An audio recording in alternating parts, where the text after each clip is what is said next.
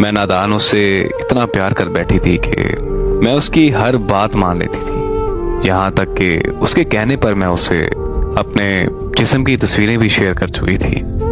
जब उसने मिलने का बोला तो मैंने शादी के बाद का कह दिया, तो उसने मुझे ब्लैकमेल करना शुरू कर दिया। मैंने उसे खुदा का वास्ता भी दिया, लेकिन वो नहीं माना और इसी तरह मजबूरन मुझे उससे मिलना पड़ा, क्योंकि मैं ये बिल्कुल नहीं चाहती थी कि मेरी वजह से मेरे घर वालों की इज्जत खराब हो। पर उसने मुझे एक बार फिर से दोबारा ब्लैकमेल करना शुरू कर दिया कि तुम मेरे एक दोस्त से भी मिलो। ये सुनकर मेरे पैरों तले जमीन निकल गई।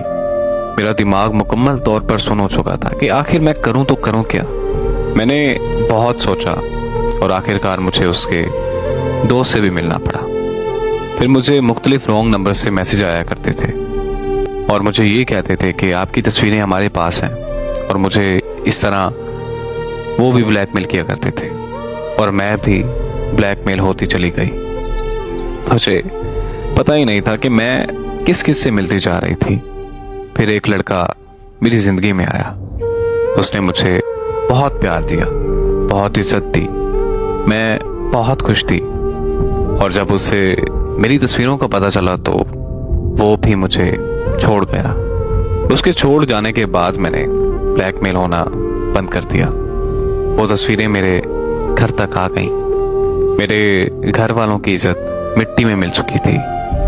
मेरे अब्बा अब बाहर नहीं निकलते, मैं भी बाहर नहीं जाती, क्योंकि लोग मुझे बुरी नज़रों से देखते हैं। मेरी एक गलती की वजह से मेरे घर वालों की सारी जिंदगी की इज्जत मिट्टी में मिल गई।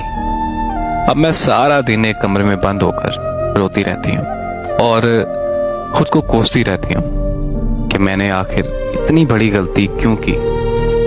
अब मैं किसी से शादी करने का भी नहीं सोच सकती, क्योंकि ऐसी लड़की से कोई शादी नहीं करेगा